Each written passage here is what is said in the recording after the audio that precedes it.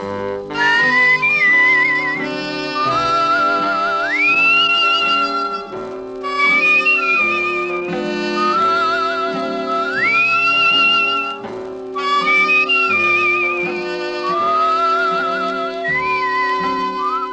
Dick Powell, transcribed as Richard Diamond, private detective.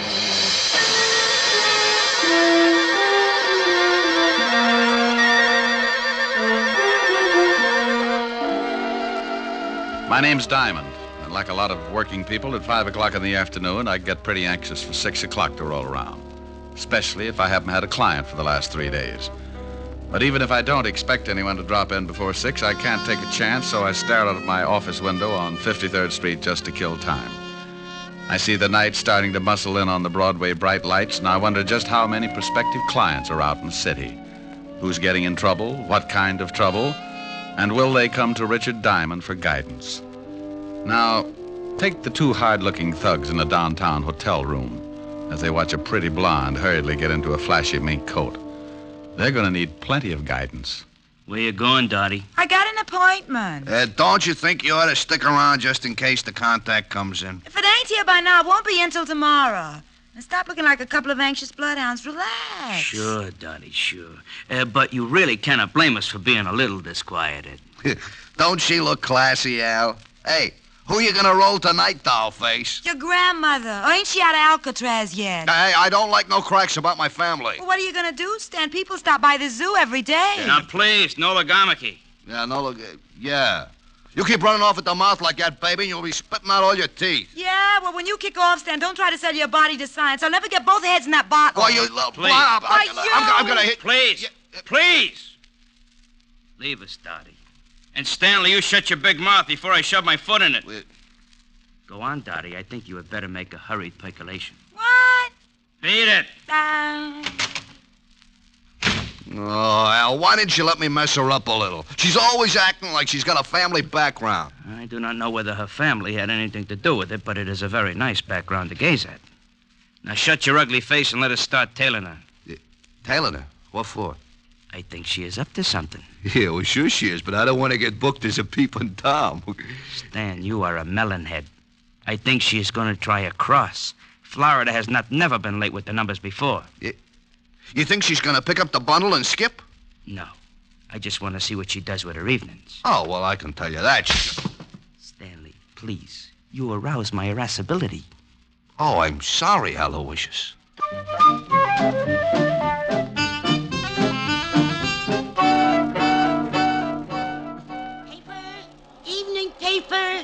Paper. Evening, Glenda. Oh, hello, Horace. Times. You look tired. Hard day at the office? I stayed home. My wife's swell.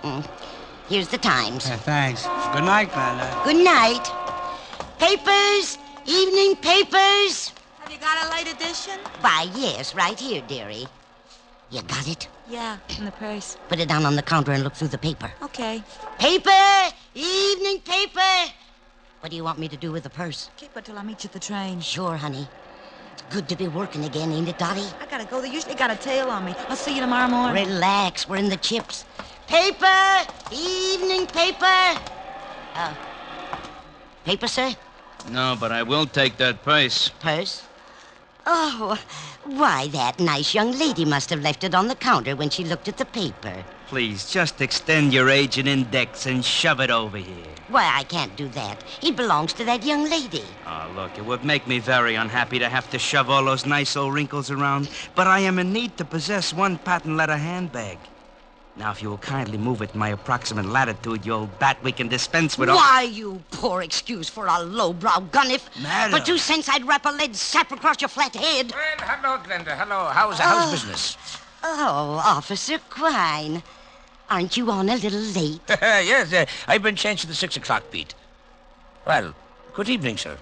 Yeah, lovely. Good evening, officer. Say, haven't I seen you somewhere before? Hardly. I reside in Flatbush. Well, thank you, Mother. I do not see anything I want. Goodbye. He doesn't see anything he wants. What does he think you're running? A drugstore there? Hey, Al, I saw a cop. I am proud of you, Stanley. Huh? Now let us hurry around this corner. What, you think Dot and the old dame are cooking up something together? Stop here so we can watch the old dame. Stanley, to put it in your words, yeah, I think they are cooking up something. Oh, you figure she slipped the old girl the numbers? Your perception astounds even my Hey, observe. Oh, yeah. Your grandma is taking off and leaving the cop behind to watch the papers. Yeah, she's going in that building. She has got the purse. Stanley, stay here and await my return. Okay, but my feet are beginning to hurt. Go in a drugstore, purchase some Blue Jays. I shall be right back with the purse.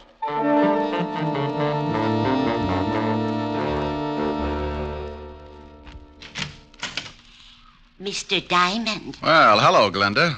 Come in, pull up a rocking chair. Well, that's the way it begins. Sometimes when you wait around until the last minute, you get a customer. I wasn't too happy about this one because I knew she didn't have enough money to hire a tramp to spot cigarette butts. I haven't got much time. I've got Officer Quine watching my paper stand. Officer Quine? You should be happy you aren't selling fruit. He's already got his thumbprint in every apple in Yonkers. Mr. Diamond, I found this purse. Found it, Glenda? Oh, you know me, Mr. Diamond. I'm going straight now. I remember a snake that said that once. He broke his back. Honest, I haven't been doing that kind of business since I got out. Well, what can I do for you, Glenda? I'm broke. Oh, it's not a touch. I want you to find the owner of this purse and return it. Why don't you give it to Officer Quine? Well, there's no money in it. And with my record, he'd sure run me in for purse snatching. No money, huh? Oh, no. No, I didn't touch a thing. Just took a peek, maybe. Oh, yeah. A young girl left it on my counter. If you find her, you can ask her. I didn't touch a thing. Okay, I'll see what I can do. Oh, thank you, Mr. Diamond. Goodbye. Keep your nose clean. Oh, I will. She'd keep her nose clean, all right. And a glass of gin. I'd known old Glenda ever since she started working bunco rackets and got put away for 2 to 5.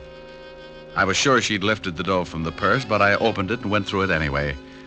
I was just kicking myself for telling her I'd try to dig up its owner when the door opened and an ugly-looking mug wearing alligator spats walked up to my desk. You should be ashamed, looking in someone else's purse. It's a bad habit, like not knocking on doors. Oh, it said on the door to come in. How long did you have to wait before someone came by to read it to you? May I please have the purse? Oh, is it yours? Yes. Well, I didn't notice the wedges. Give up high heels? You are a very poor comic. Now, may I have the purse, or must I make you bleed? Oh, it's like that. Well, sure, here it is. Thank you. And something to go with it. Oh. I caught him with one that made my arm feel good clear up to my shoulder. His eyes rolled back, and he went down faster than the celluloid collar on the flagpole. I looked at the black purse and started getting that lousy feeling again. I'd gotten into something, and it was beginning to smell already. So I called the 5th Precinct Police Station and an old friend, Lieutenant Levinson. Homicide, Sergeant Otis. Hello, Otis. Let me talk to the lieutenant. Is this Diamond? No, it's platoon number 3 of the Brownies, 300 strong. Now let me talk to the lieutenant. Hey, what are you going to do with all those tired jokes when you run out? Give them away to idiots. You want to start a collection? Oh, nuts. Lieutenant Levinson. Hello, Walt. Diamond. Oh, wait a minute. Otis! Otis! Yeah, Lieutenant. Where'd you put the bicarbonate? In the top drawer, Lieutenant. Oh, hold it a minute, Rick. Get me some water, Otis. Yeah, Lieutenant. Go ahead, Rick. I can stand it for a second. If you didn't get so excited, you wouldn't have to take that stuff. Here you are, Lieutenant. Never need this stuff until you call. Now, who's dead?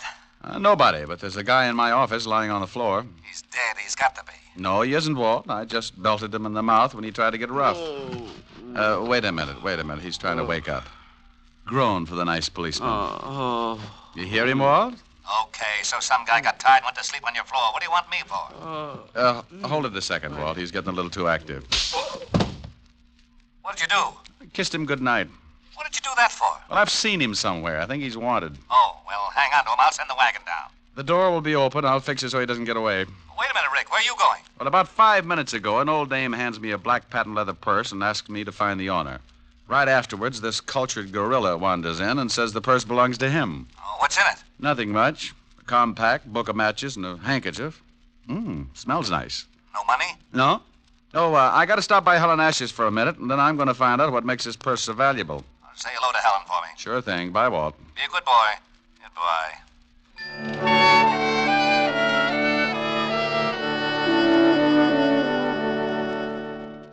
I got a rope out of my desk that I hung my socks on when I had time to wash them and tied the sleeping Garniff to a chair. I didn't know much about pocketbooks, but I knew someone who did, so I headed for 975 Park Avenue and a beautiful redhead named Helen Asher. Oh, good evening, Mr. Diamond. Good evening, Francis. Is Miss Asher in? Yes, sir. She's in the study.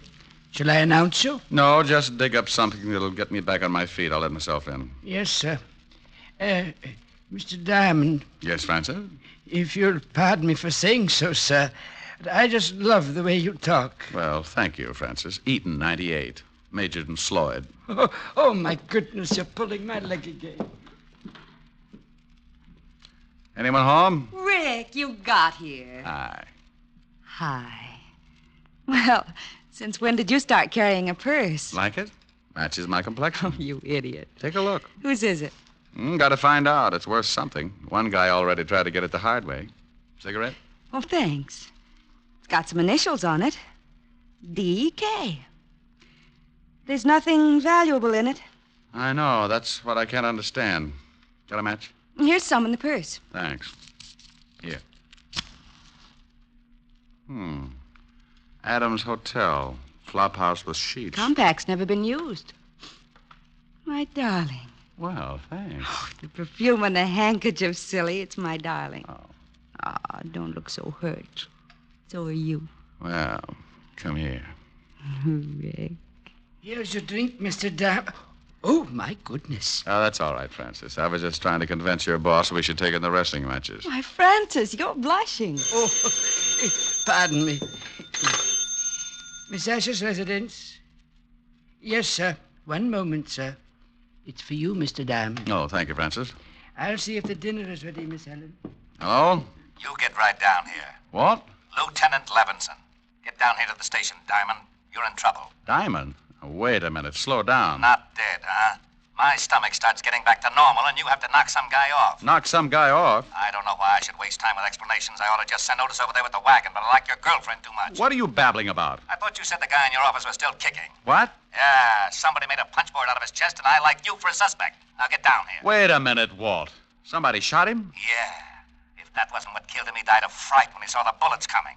Now, I'm not talking anymore till you get here. Make it 10 minutes or I'll have a warrant out for you. Oh, swell. Rick, what's the matter? Oh, that crazy Walt Levinson's got me in line for a murder rap. I gotta go down and square myself. Murder? Rick! Yeah? I'll see you later, baby. But, Rick, I can't wait. I'll get back as soon as I can. if we were married, this wouldn't happen. Rick, you forgot the purse. Francis! Francis! Yes, Miss Asher? Francis, Mr. Diamond forgot this purse. See if you can catch him. He's gone to Lieutenant Levinson's police station. Yes, Miss, I'll do my best. Rick just has got to stop this foolishness. Oh. How did you get in here? Who are you? I come in a back way, lady. Where's the shamus? You get out of here. No, just relax, baby. One yell out of you and you get hurt pretty bad. What? Where's the shamus? He went down to the police station. Okay. Where's the purse? I saw him bring it in. I don't know. Oh, come on, baby. Or do I shake it out of you? You stay away from me. You... Hood? What? Where's the purse? I told you I don't know. No, stay away. Okay, but you're making it tough on yourself. Stay away. You stay away from me.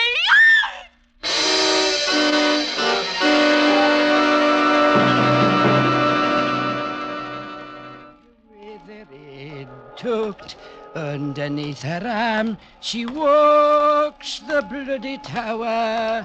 With her head tucked underneath her arm at the midnight hour. Pardon me, sir.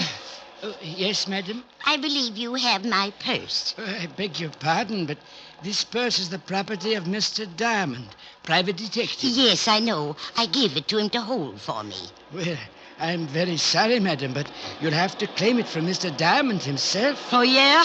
Help! Police! Oh, madam. Masher! Madam. Help! This man is trying to steal my purse. Madam, let go of my coat. This guy giving you trouble, Mother? He's trying to steal my purse. Help! Oh, he is, huh? Looks just the type. This'll learn you, Romeo. Oh, my. Gun an old lady, will you? Come on, get up and fight it. Hey, lady! How do you like that? Didn't even say thanks.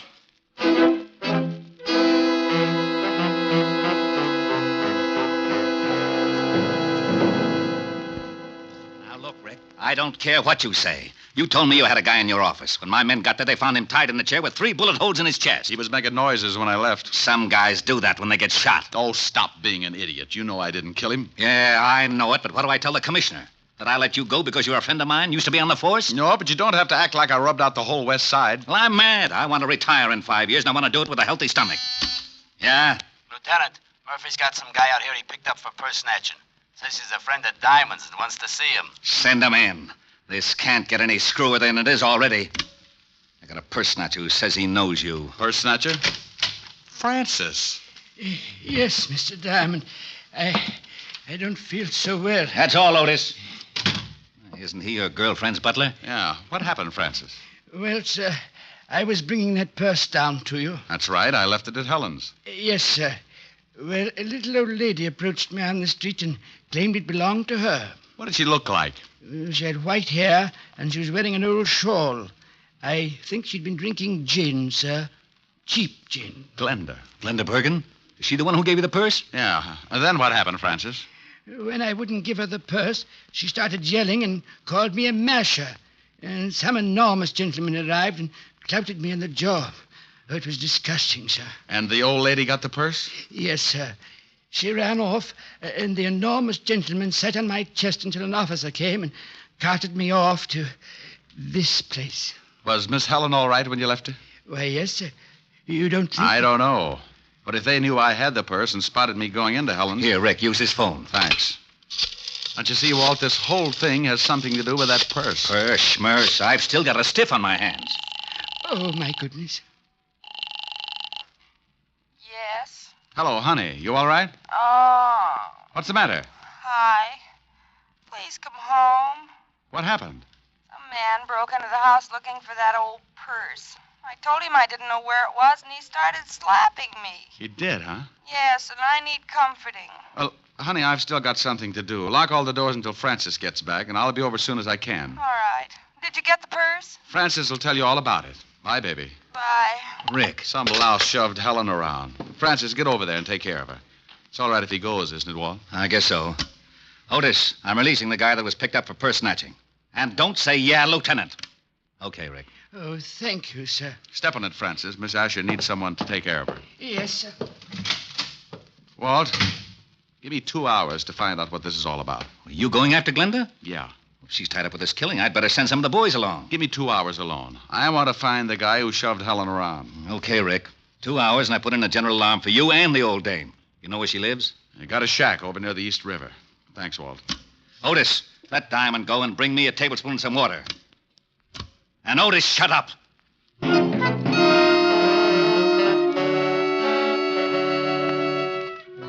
I grabbed a cab, and 20 minutes later, I was standing at the edge of the East River. The fog was rolling in, and pretty soon it'd be so thick you could put it in bales. Below me, next to the water, was a line of weather-beaten shacks, and one of them belonged to old Glenda. You want something, Mac? Huh? Oh, I didn't see you. Does old Glenda live in one of those shacks? Yeah, that one. Got a match? Oh, yeah. Yeah, keep them. Thanks. Forget it. No, wait a minute. Huh? Let me see those matches. I've forgotten all about them. What's the matter? You collect them or something? These I do. Sorry, pal. You'll have to get some others. Okay, sporty.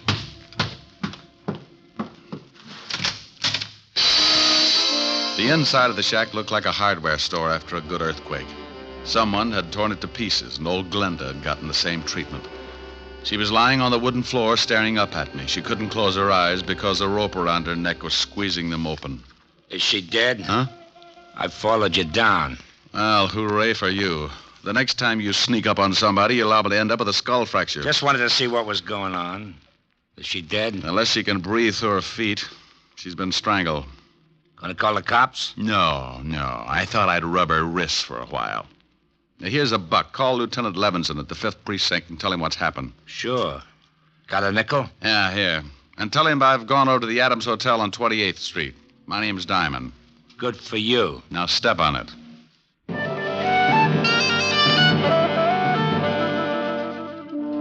He left in a hurry, and I reached in my pocket and took another look at the book of matches I'd gotten from the black handbag. They were from the Adams Hotel on 28th Street, so I went over there fast. The sleepy night clerk showed me the register, and I found what I was looking for. I remembered the initials on the handbag were D.K. A Dorothy King was registered in room 306. I went upstairs. Yeah? I got a message for you. Slip it under the door. I'm not that skinny. What is it? It's from Glenda. Oh, wait a minute. All right, the door's open. All right, now shut it and come on in. Huh? Oh, what a lovely gun. Glad you like it. Now, what do you want? I just left Glenda. She's dead. What? Yeah, strangled. How'd you find me? Matches in your purse. They were from this hotel. I checked the initials on the bag with the register. D.K., Dorothy King, room 306. Holmes would call it elementary. You must be the shamus Glenda gave the bag to earlier this evening. That's right. How did you know? Well, she called me. She tell you she got it back? I feel a quiet streak coming on. I usually like women who don't talk much, but right now you'd better start talking as fast as you can. Funny thing, this gun I got makes me lazy. Now get out of here. Baby, I got a big fat surprise for you. Yeah? Yeah. My gun makes bigger holes than yours. Huh? What do you think I'm doing with my right hand, keeping it warm? Oh, don't give me that. You ain't got nothing but a big finger in that pocket. Oh! Surprise. Next time I make it count. Wait a minute. Wait a minute. Sure. Drop it. Now, that's better. Kick it over here. All right.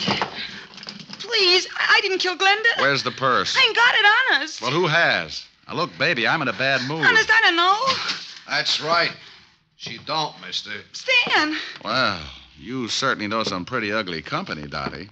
I don't know if I like that. You don't? Maybe I can word it a little different. Stan, he's a private cop. He come up here and tried to shove me around. Well, you should have done it, Shamus. It would have saved me the trouble. What do you mean, huh? Why, you no good, cheap double-crosser. Al and me saw you slip the bag to that old dame, and Al got killed trying to get it from the Shamus. I didn't kill Al. Nah, the old dame did it. I went up to the office and found him dying. He told me she done it. What are you going to do? Well, the organization don't like being crossed. I got the purse from the old dame and paid her off for killing poor old Al. Now I gotta pay you off. I got a surprise for you, too, Stanley. Yeah, you try anything, you'll have more holes on you than a fishnet. He's got a gun in his pocket. Well, look at his pocket, wise guy. Oh, gee, I wish Al was here. He'd know what to do. Go on, shoot him. Shoot him. Stan's got it coming. Looks like it's a tie. No sense in both of us getting killed. Yeah, you plug me, and I'll nail you before I go down. Don't listen to him. I think he's got a point. What are you going to do? That's up to him. Well, as Al would say, a hurried departure is in order. I'll take care of you later, Dot. Huh? Goodbye, all. Yeah, it's pretty good.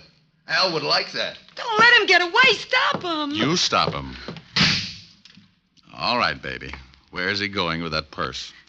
If I tell you, will you give me a chance to get out of town? I can't do anything about that. When I leave, you're on your own. Technically, you haven't done anything the law could hold you for.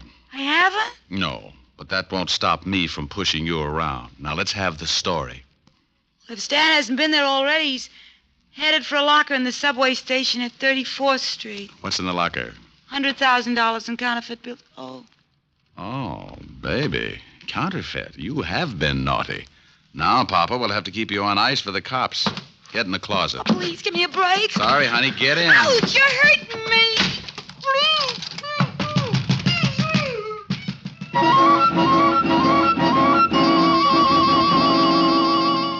I went down to the night clerk and told him to tell Lieutenant Levinson when he got there about the blonde in the closet of room 306. The subway wasn't far, but Stanley had a head start and he was in a hurry. I ran the rest of the way. I went down the steps. A train was just pulling out when I spotted him. He'd just taken a bundle out of one of the lockers, and as he turned to go, I walked up behind him. Hello, Stanley. What? What you got in the box? The Shamus. Here, you take it. Oh! He tossed the package in my face and started running for the exit. But a crowd of people blocked his way, and when he saw me come up with my gun, he changed his mind. He turned and vaulted the turnstile, and I ducked behind the row of lockers. He had a gun, too. I tried to get a clear shot at him, but there were too many people. And then the frightened little guy did a stupid thing. He jumped down on the tracks and started running up the tunnel. Oh, look at that fool man. He's jumped down on the tracks. Stanley, come back here. You can't get anywhere that way. You said it, Mac. He's running uptown on the downtown side. Here's a corny line. Stop or I'll shoot. You won't get me! Stand. Look out, there's a train coming. Look out!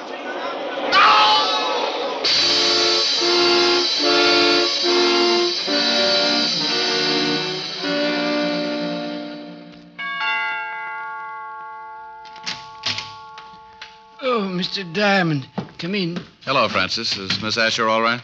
She's better, sir. She's lying down in the study. How's the jaw? Oh, I feel better, sir. This ice bag is helping the swelling. I'll be in the pantry if you need me, sir. I'll try not to. Hi. Hi. Well, poor little baby. Yes. Poor little baby. You're lucky he didn't knock you out. Oh, I'll get it. Francis is nursing his face. Asher residence? Let me talk to Diamond if he's there. He is. Rick? Mm-hmm. Now, you listen to me. I've been chasing your conquests all over town. I end up down in the subway station and Otis gets stuck in the turnstile. Don't you think it'd be nice to let the police department in on something once in a while? Oh, sure. Right now, I'm at 975 Park Avenue, nursing a beautiful redhead back to health. Oh, did you find the blonde in the closet? Yeah, I got the whole story from her. You want to hear it? I guessed most of it. She was fencing for a counterfeit ring, and she tried to cross them. The key to the locker was in that purse. Yeah, in the compact, under the pancake makeup. She and old Glenda used to do a duet together before they both got sent up. When the blonde got out, she started working for a counterfeit mob. They'd stashed the dough in different subway lockers around town and used her to make the contacts. So she figured she could use the 100,000. Well, nothing like being in business for yourself. She was afraid to pick it up herself, so she slipped the purse to Glenda like she'd just forgotten it. Ricky. Yes, dear? Are you listening to me? I just stopped. Bye, Walt. What? Now, wait a minute. What is it, baby? I want some sympathy. Sure. What would you like, lover? Sing something. Oh, come on, baby. We can do without that. No, I want you to. I'm sick. An invalid should be pampered. Oh, let me rub your head or something. Afterwards. I want you to sing. Oh, but it's late, baby. Well, then sing softly. Sing me to sleep. Oh, honey. I'll get mad and you'll have to buy me a present. Okay. Lullaby and good night with roses bedight. That's wonderful. With lilies bedecked. Hey, you at the board in your consoles! Shut up, I'm trying to sleep! Well, what is that? Oh, it's that grouchy new neighbor. Oh, it is, huh? Mm-hmm. Hey, you want something, bud? Yeah, shut your big bazoo! Oh, is that right? Powder your face with sunshine. Oh, no! Put on a great big smile. Make up your eyes Rick, with too laughter. You Please, Rick. Yeah, okay. That guy gets shell-shocked if he fried potatoes. Rick. What is it, baby? Come here. Oh. You do need pampering.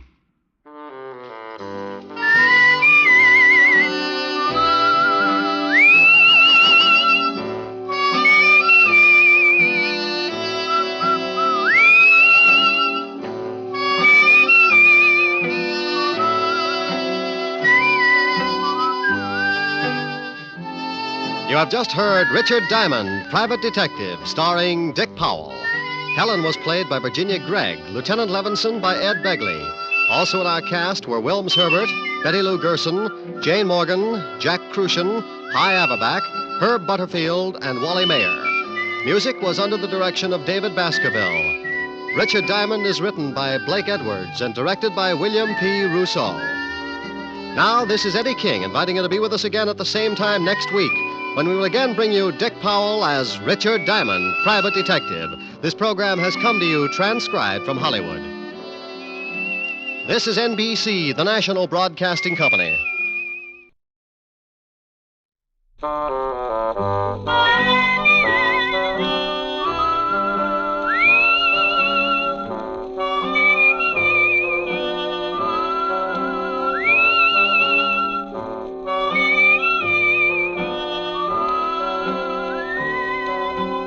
Here's Dick Powell as Richard Diamond, Private Detective.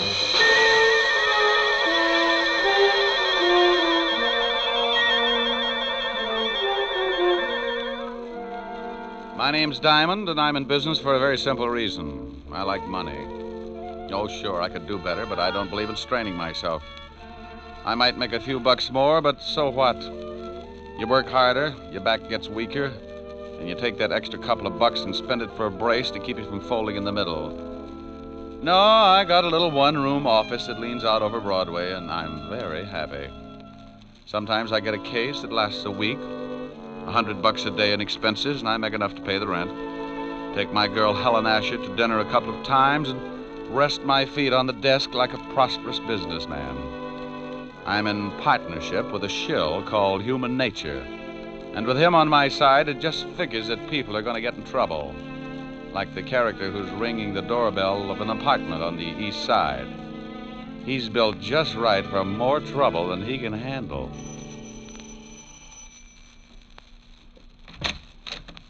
Well, Hello, Mrs. Moran. you say that like you're really glad to see me. I'll let you know as soon as we can talk business. Did you bring a rubber hose along? Why? Are you going to be hard to get along with? This time, yes. Where's your husband? He went out. I tried to convince him the window was the quickest way to the street, but he's old-fashioned. He took the elevator. You're drunk. You can't get a bit out of me. Want a drink? Just get the 500. I don't want to be around when your old man gets back. You couldn't afford that, could you? No, and I don't think you could either, baby. Now let's stop playing games, Mrs. Moran. I've got a big, fat surprise for you, Mac. Keep it in small bills. Now, isn't that funny? That's your surprise. Yeah? Yeah. You don't get the money. You get something else. Stop yelling. You'll have the whole building up here in a minute. They'll be up anyway, Mac. A gunshot makes people curious. Now, wait a minute. You don't have to pull a gun. I don't have to do anything. And I'm breaking myself of one habit right now. I'm through paying your dirty blackmail. Now, you know I got my orders. If I don't collect, someone else will be around. Come on, give me the gun. Sure. A piece at a time. Oh. I need a drink.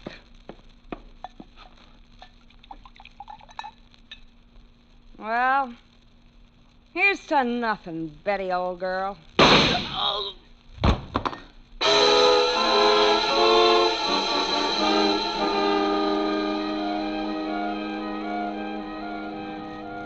Extra, extra, read all about it. Mac Grayson shot to death in blackmail plot. Socialite Betty Moran kills gangster, then takes own life. Read all about it. Paper. Hey, kid. Oh, paper, mister? Yeah. Here you are. Keep the chair. Oh, thanks. Wealthy wife of William Moran kills... Well, I have to call Mr. Moran. No sense to lose a good source of income.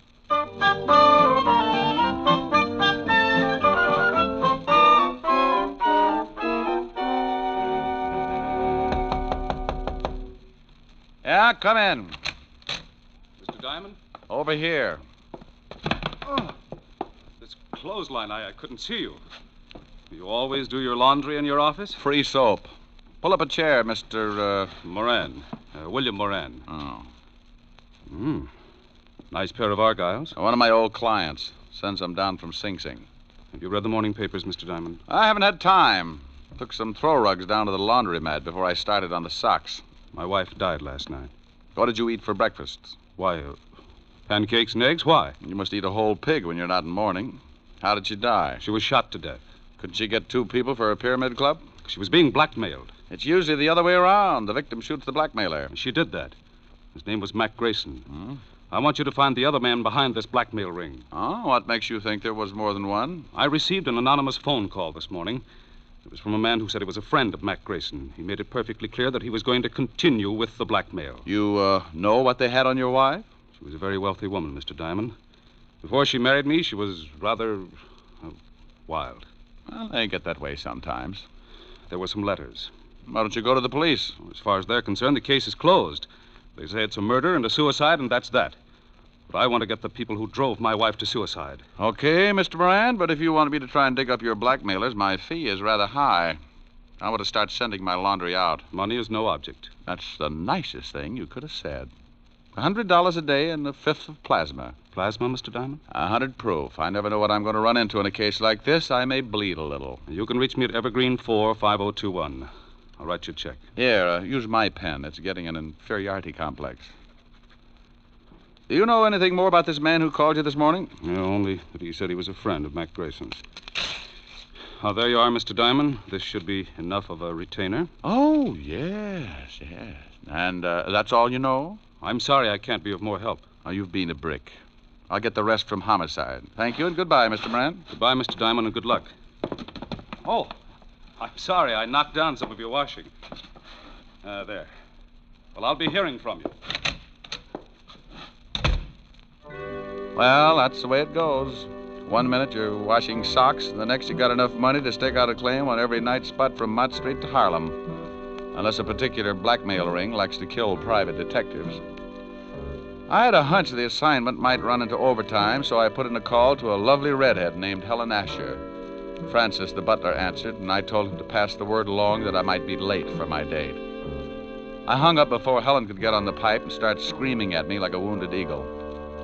I locked the office, went down to 5th Precinct, and an old friend, Lieutenant Levinson. He was in charge of the homicide detail and could tell me about the late Mrs. Moran and her victim. When I walked in, Sergeant Otis was polishing his billy.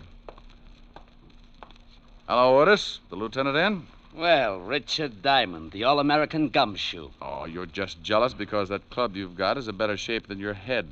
Lieutenant, Diamond's out here. Okay, send them in. Tell me, Shamus, how does one get to be a great big private detective? Saving box tops? Well, you have to observe things, Otis, my boy. For instance, one look at your shirt, and I can tell you've been eating well for a week. Why don't you either get it cleaned or stick it in a pressure cooker? Hello, Walt. Now, wait a minute, Rick. If you've got a body somewhere, take it to another precinct. No, I'm a little short right now, but maybe I can dig one up. What I said. Yeah, that was a swell one. Is this just a social visit, or am I a dreamer? It's about the Moran suicide. You handle it? Uh-huh. One of the neighbors called us. They're both deader than Otis on a double date. What about the Grayson guy she knocked off? Cheap thug. Couple of convictions. Oh, don't tell me Moran's been to you with that blackmail story. Yeah. He seems to think Grayson was working with someone. Rick, that guy pestered us all morning, but there's no proof of blackmail or anything else, except 2 people got killed. Give me a quick rundown. I don't know why you're interested. I think Moran drummed up the blackmail theory just to cover that his wife was running around with another man. Well, I'm interested because Moran gave me a fat $200 in advance to get me in the spirit of the thing. Well, if you want to be bored, here are the photographs of the deal. Here's Mac Grayson. Bullet entered his chest just below the 10th rib. The gun was a .32. Same one that the Moran dame used on herself. Enough powder burns on his shirt to show that she was standing pretty close when she gave it to him. She'd have to be, not to miss him. Now, you can see she was lying about 10 feet from Grayson near the bar. Probably needed a stiff shot before she knocked herself off. That's the highball glass on the floor near her head. And that's the .32 she used, about 6 inches from her right hand, and only her prints on it. Powder burns on the girl? Sure, all over her temple. We did the paraffin test on her hand, too. She fired the gun all right. Did Grayson have any friends? We never tied him up with anyone except an old wino that hangs out on Skid Row, a dump called the Parrot Club. Name's Wilbur Truitt. Yeah. Well, thanks, Walt. Now, look, the dame killed the guy and then shot herself. What more do you want? I'll let you know. Now, wait a minute. I know that gleam in your eye. I always get a sour stomach from it. If you've got something, you'd better tell me. Oh, you're a cynic, Walt. Have you talked to this Wilbur Truitt? We questioned him this morning. Got a tail on him? Sure, but he won't take us anywhere. Now, what are you cooking up? Well, maybe you think there's something to Moran's blackmail story. Oh, don't be an idiot. Then what are you tailing Truitt for? Because I can't take a chance. Blackmail's a federal rap, and if Moran keeps stirring up trouble, I want to be able to prove he's nuts. Now, you look here. I want to know what's on your mind. I'll send you a letter. Oh, Otis. Yeah, Lieutenant. Get me my bicarbonate. And shut up. Bye. Goodbye. I went through the squad room and out into the hall. I used the payphone by the door and put in a fast call to my client, William Moran. I had a hunch, and Moran's $200 retainer in my pocket gave him an A priority on it. Yes? Mr. Moran. That's right. This is Diamond, Mr. Moran. I've got a lead on someone who knew Mac Grayson. Well, that's fine, Mr. Diamond. Who is it? A guy who hangs out on Skid Row named Wilbur Truitt. Ever heard of him? No. Oh. Well, he might have been the one who phoned you this morning. I think I'll go down and find out. Good. You'll keep in touch, won't you? Oh, as long as I'm on the case. Goodbye, Mr. Moran.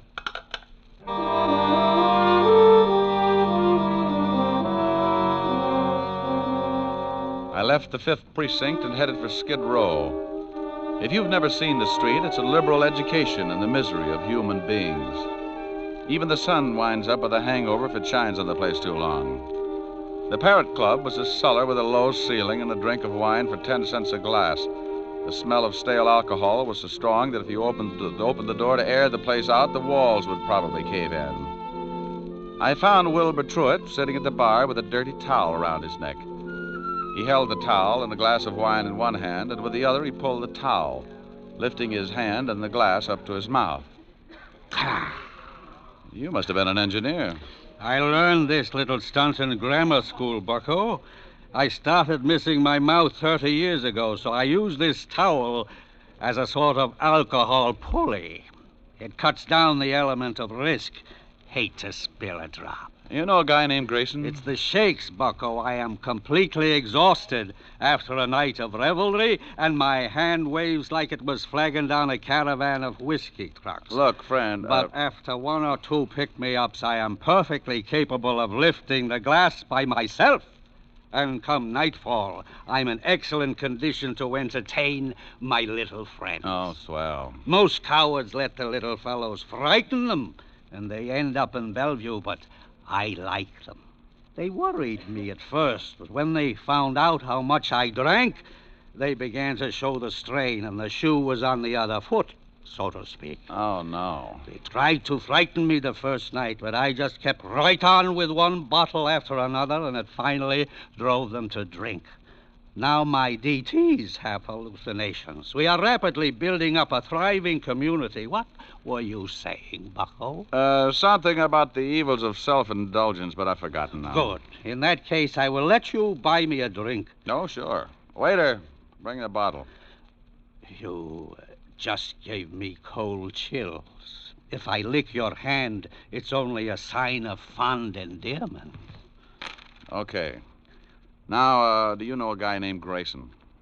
I knew there was a catch. Are you a cop? No. In that case, I trust you. Besides, you are holding that lovely bottle. What about Grayson? First, a small glass of truth serum. First, Grayson. I can't stand to look, so I will turn my back on the bottle and tell you what I know. Mr. Mac Grayson, a very unsavory character who reached a sudden demise last evening, dealt in smutty pasts and made them pay off by milking his victims. He has only one friend, a Mr. Leo Fink. Now, please, I'm beginning to spit out wads of cotton. Where does this Fink live? You are indeed a heartless rogue. I was once. You aren't by any chance a spy from the Purity League? You get the bottle when I find out where Leo Fink lives. 1120 2nd Avenue now, please. Now, here you are. Don't struggle with the cork, bucko. I have just acquired the strength of an uncropped Samson. And as I gaze upon this ruby goblet, I am reminded of the fact that you are not the first to come seeking the whereabouts of one Leo Fink. Huh? Play it back in English. A thug with the disagreeable habit of twisting my ascot approached me not 10 minutes before you came in seeking the same information. Did you give it to him? I had to. One more pull on my tie, and dissipation would have been a thing of the past. Thanks, Wilbur. Here, buy yourself another jug. Oh, bless you. And good morrow, cousin. Here's to my love. Oh, true apothecary, thy drugs are quick. Thus, with a kiss, I die.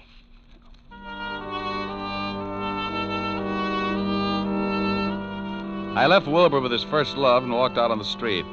I grabbed a cab and headed for Leo Fink's address. All the way over, I kept thinking how wonderful fresh air really was. When we finally got there, I paid off the cabbie and looked at my watch. It was 4:30, and the city was turning soft and mellow as the sun started giving up behind the tall buildings. I got that lousy feeling again when I looked across the street. A prowl car was parked at the curb, and it looked like Homicide's private limousine. Something was wrong. I went up to Fink's apartment in a hurry.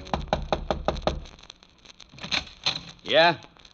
What do you want, Shamus? Well, good afternoon, Sergeant. I'm taking the census. How long ago did you die, sir? Very funny, Diamond. Otis, who is that? Diamond, who else? I didn't ask for a quick quiz on well-known personalities. Let him in. Yeah, Lieutenant.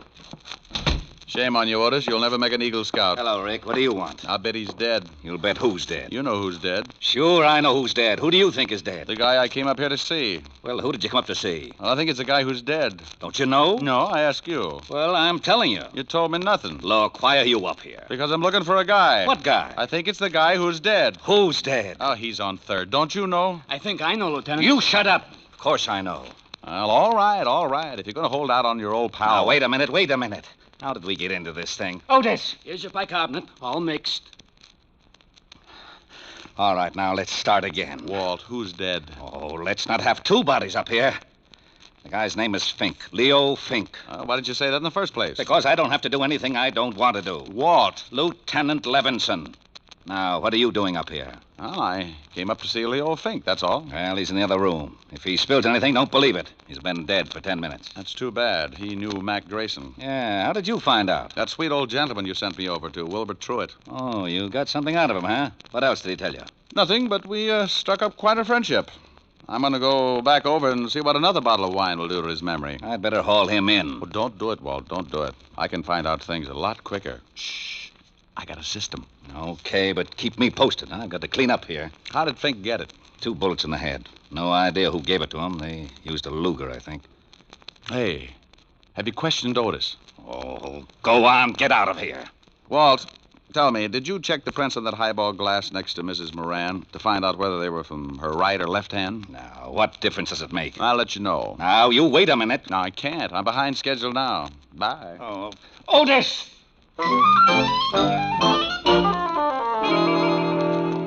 I went downstairs in a hurry and started back to Skid Row and Wilbur Truitt. I turned a corner and had a quick change of heart. That's far enough, Shamus. Wow. Well, look what I picked up. All right. Get into this alley. Why don't you put that cannon away? It shows up like a pair of gums at a dentist convention. Turn around and get going. I can run if it would help. Take your time. You haven't got too much of it left. Stop nudging. You got a cold barrel. Don't you like it? No, but it helps. A lesson in the manly art of self-defense. Next time, don't get so close with a gun. Well, what do you know? A Luger. Okay, so I'm a Butterfingers. You got the gun now. What are you going to do? I got a mean streak, and it shows up when someone tries to kill me. I'm going to ask a couple of questions, and if you don't answer them, you'll wish you'd picked on an octopus. Now get up. Oh, you're a big one. Now, who sent you after me? I don't know. Who sent you after me? Honest, I don't know. Oh, wait a second. All right. The guy told me on the phone his name was Jones. Sure, first name's John. Oh, wait. I know it's a phony, but he was recommended. You get paid for your work, don't you? Yeah, but this one I collect after the job. Where? I thought you'd gotten over that stubborn streak. Okay. The 8 o'clock ferry to Staten Island. He's going to slip me 2 bills. And you don't know his right name? No. Did you know Mac Grayson? I heard of him, but I never met him. Are you as handy with a .32 as you are with that Luger? Huh? Forget it. Next question. Who killed Leo Fink? Oh, that's a pretty big one. Okay, I'll word it differently. Who killed Leo Fink? I'll take the beating. Yeah. Well, I got a hunch this Luger of yours will check with ballistics. Come on. Homicide's still up in Fink's apartment. No, it's... What did you say? Okay.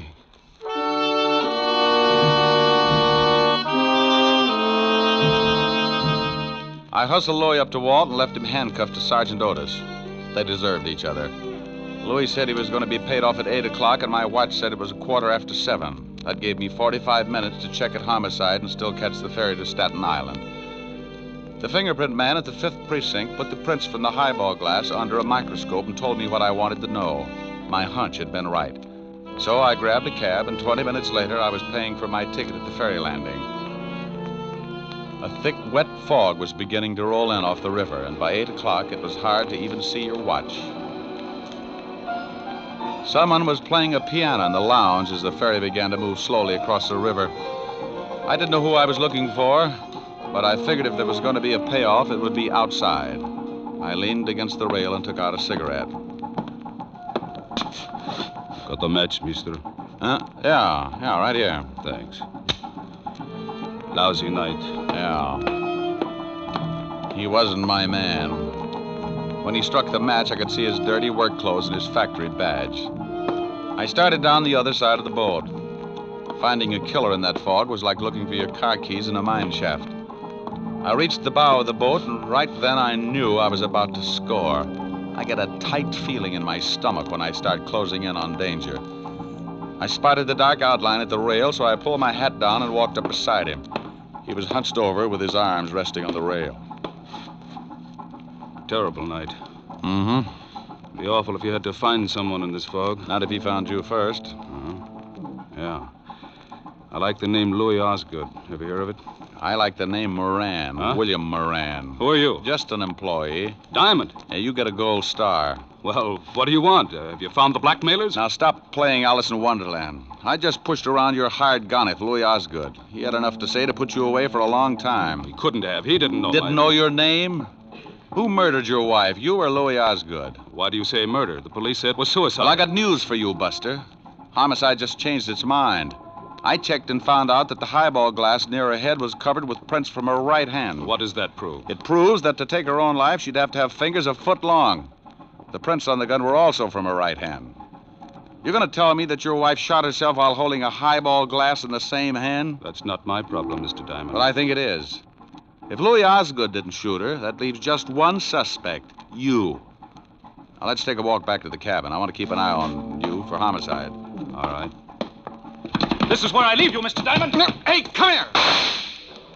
I hadn't thought he'd make a break, but as long as he had a gun and knew how to use it, I could understand why he did. I got my gun out and took off after him. I expected him to go over the side and in the fog, and he'd have a good chance. But when a guy gets cornered, he does funny things. I never would have spotted him, but he threw open a door and framed himself in the light from the inside. I must have caught him because I saw him start to fold and stagger through the door. I took my time getting there. A wounded man with a gun can get pretty mean sometimes. The door swung back and forth with the motion of the boat, and I could hear the sound of the engines. He'd gone down in the engine room, so I dropped to my knees and went in after him. A long, polished ladder led down to the big diesels below, and I knew I'd hit him with the first shot because there was a bright red trail of blood leading down the ladder and behind the churning machinery. Moran! Oh, Moran, come on out! You can't get out of here. Come and get me, Diamond. I don't like being slapped around, and I'm going to see that you get yours. He was somewhere off to my left and keeping himself hidden. A catwalk circled the engine room, so I pulled an old stunt. I took a wrench off the wall and tossed it down the metal ladder. I watched for his gun flashes, and when I spotted his position, I got down on my stomach and crawled along the catwalk until I was directly over his head. He was sitting in a lot of blood, and he didn't look like he had long to go. Come on, Diamond. I know you're down here. Surprise. Look at the birdie. What? Don't try it.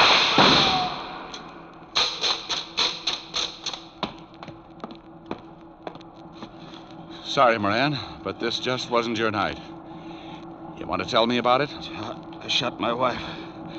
I came in just after she shot Grayson. And she was standing at the bar with her back to me, mixing a drink. She dropped the gun by Grayson's body, so I picked it up and shot her.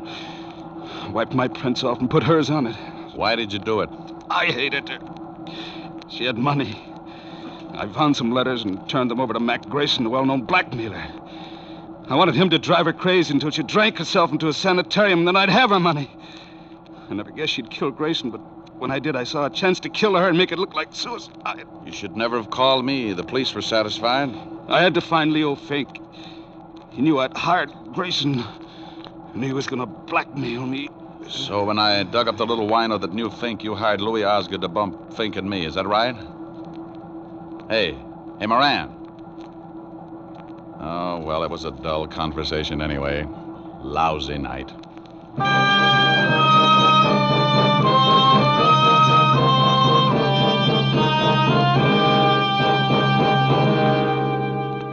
The captain came and helped me carry him up to the deck. Back at the ferry landing, I called Walt Levinson and told him the whole story. I didn't wait around. I just hung up in the middle of his lecture on good behavior and started walking. A stiff breeze was kicking up and pushing the fog back where it came from. After a good round of murder, a guy likes to relax. and I knew just the place to curl up and get my fur brushed. I grabbed a cab and headed for 975 Park Avenue, and the only girl in the world who looked better than her $10 million bank account. Oh, good evening, Mr. Diamond. Hello, Francis. Is Miss Asher in? Yes, sir. She's in the library. Thanks. Get me a glass of milk, will you, Francis? Milk? Oh, yes, sir. Right away. Hey, that's a B flat. Rick, where have you been? Sailing, sailing over the bounding main. Move over. You were supposed to have been here at 8 o'clock. Oh, what's an hour if you tack it on to the end of the evening? Well, I'm glad you've been keeping out of trouble. I can't stand it when you wander in all beat up. You smell nice. What kind of cologne is that? Gunpowder, 38. What? Oh, nothing. What's this you were playing? Oh, a new song. Again. You were just dandy. Well, you know I don't play well. I just pick. You should be glad you don't play the guitar. With those beautiful nails, you'd saw it in half. You're ridiculous. Whoops. Oh, that wasn't a B flat. Rick. Mm-hmm. Who do you love? I won't tell. Rick? I love you, baby. Then let's get married. Hey, these are pretty good lyrics. Now stop that. Again, this couldn't happen again. I hate you. This is that once in a lifetime. This is that moment divine. You never sing when I want you to. What's more, this never happened before. Though I have waited a lifetime for such as you to suddenly be mine. No comment? No. Mine to hold as I'm holding you now, and yet never to part. Mine to... Hey, what's the matter? Don't go. You want to sing? Go ahead. Well, what did you have in mind? I won't tell. You're not being original. That's my line. Well, I'm mad. Come here, come here. No. Come here, Helen. Still mad? No. Well, let's get you mad again. It's so much fun making up. Mine again. What's the name of the song again? It never happens again. I'm mad. Oh, good. Now. Here's your milk, Mr. Diamond. Oh, my goodness, you never warned me.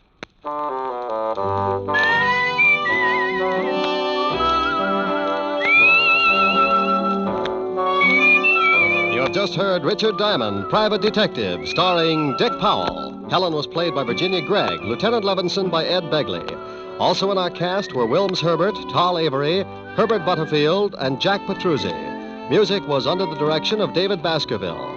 Richard Diamond is written by Blake Edwards and directed by William P. Rousseau. Now, this is Eddie King inviting you to be with us again at the same time next week when we will again bring you Dick Powell as Richard Diamond, Private Detective. This program has come to you from Hollywood. Now, NBC brings you a three-way cavalcade of grand comedy with Phil Harris and Alice Faye, Fred Allen and Henry Morgan, all following in fast succession over most of these NBC stations. This is NBC, the national broadcasting company.